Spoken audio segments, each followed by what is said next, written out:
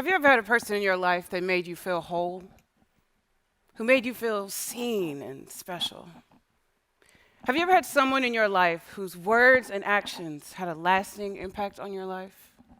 Well, for me, growing up, that person was my Auntie Sadie. She did so much for our family, and she played such a huge role in my life. Well, for most of her life, my Auntie Sadie battled with breast cancer. Eventually, she went into remission, but about 30 years later, her cancer came back, and sadly, she passed away. My Auntie Sadie was one of many family members that I watched grapple with cancer. And due to our family's long history with the disease, I've constantly been left with this haunting feeling that one day I could be next. Every community deals with their own struggles and challenges, and different people are at different risks for different diseases. But you know, when you really think about it, we have to come to terms with our own reality. And we have to think about treatment methods as a way to not only put a bandage on a bullet wound, but as a way to move forward with life. As a research scientist, I'm often met with a myriad of questions about the human body and how the body fights disease. And for all that we know about the human body, we are left with just as many questions as we are answers. So here's what we do know. From the moment you are conceived, many aspects of your health are already predetermined. Everything from what your mother experiences during her pregnancy to your family's history of disease all play a huge role in your health and development. As you age and experience the world, other aspects play a role in your health as well, such as the air you breathe, the foods you eat, the water you drink, your stress levels, your sleep habits, and even where you live. Each of these aspects play a vital role in who you are and your health outcomes. However, every community experiences these aspects differently. And as a result, there are very few health solutions that work across all communities. Think about it this way. One prescription may not work the same way for two patients that have the exact same disease. Where one patient may have to simply take a medication and it work effectively, another may have to take additional medications in order for the prescription to be effective. Also, most medical treatments in the United States are developed using primarily the health information of the demographic majority. This leaves many minority and underrepresented groups left with health options and treatment methods that are not designed with them in mind. So how do we create health solutions that provide high quality care and address disease burden across all communities? We do this through clinical trials. Clinical trials are multi-step, highly regulated investigations that not only help fuel healthcare innovation, but also they help us create answers to some of the most perplexing health questions in the world. Let me tell you about my own personal experience with clinical trials. In 2016, I was diagnosed with anxiety, and I suffered from panic attacks since I was a child.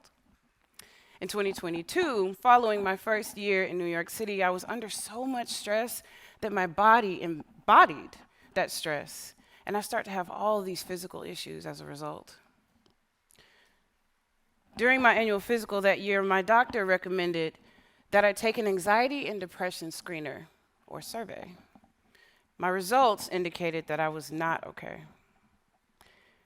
She had me talk to a licensed clinical social worker for about 6 months to help me work through my anxiety and get to the root causes of my issues.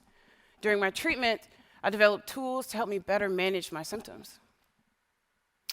Until the 1970s, women experiencing anxiety were typically treated either using high-dose psychotic drugs or were thrown into mental institutions. Thanks to clinical trials, however, holistic treatment methods such as talk therapy, prayer, meditation, and even journaling have been proven effective for patients like me. Every clinical trial is developed with the intention of creating health solutions for all people.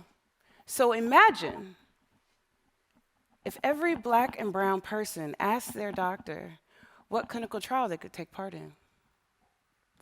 Unfortunately, in the United States, there is this negative, long history of mistreatment, abuse, and bias from the US healthcare system towards communities of color.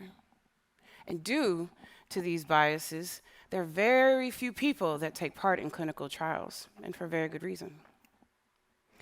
If we take a moment to think about what you know about clinical trials, we have to think back on the actions by scientists who did not prioritize the health and safety of their patients, but who prioritized scientific advancement instead.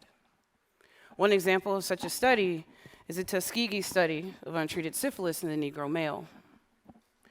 From 1932 to 1972, hundreds of Black families were monitored to watch the natural progression of syphilis. And although treatment became widely available during the study, these families were denied treatment so that the study team could continue monitoring the progression of the disease. The results of this led to generational mistrust of the US healthcare system and its research community. If you really think about what you know from all the medications that you take, you have to think about the fact that they were developed using clinical trials. So, if we need to develop treatments and there are not enough diverse participants, how are we really treating diseases that affect everyone? There are so few diverse participants in clinical trials that in 2022, the FDA released a report stating that only 15 to 20% of clinical trial participants are from Black or African American backgrounds. It also found that only 3% of clinical trial participants for heart disease clinical trials are Black, despite the fact that Black people have the highest rates of death from heart disease than any other demographic in the United States. It also found that only 2% of cancer clinical trial participants are Black women, despite the fact that Black women have the highest rates of death from breast cancer compared to any other demographic. In order to treat and prevent diseases that affect everyone, there must be more diverse participation in clinical trials. It has to happen. If you think about it this way, and take a step back,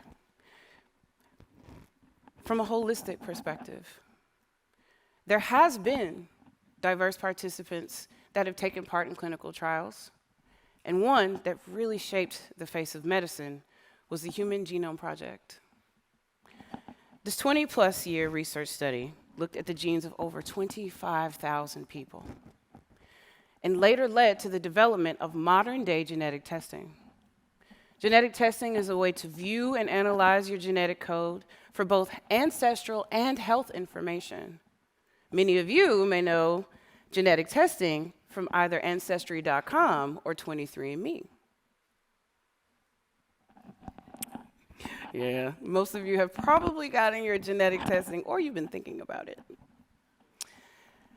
Thanks to genetic testing, our family directly resulted in having a healthy family member. About 7 years ago, my cousin Sarah underwent genetic testing to determine the severity of her breast cancer diagnosis. Like I mentioned before, cancer runs in our family.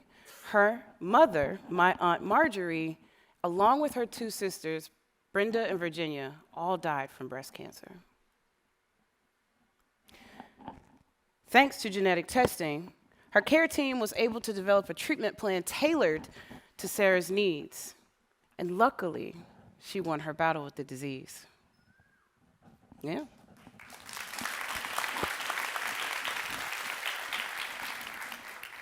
I think about all the families like mine who have directly benefited from genetic testing and from the volunteers who took part in the Human Genome Project. Like those volunteers and my Auntie Sadie, I want to leave a legacy and have a lasting impact on the lives of those who look like me. As a research scientist, I want to help create a healthcare system that isn't broken by mistrust or abuse, but one that is equipped with health solutions designed by and for all of us.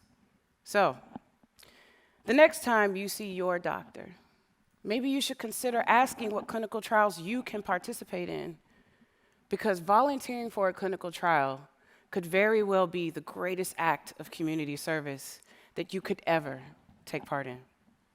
Thank you.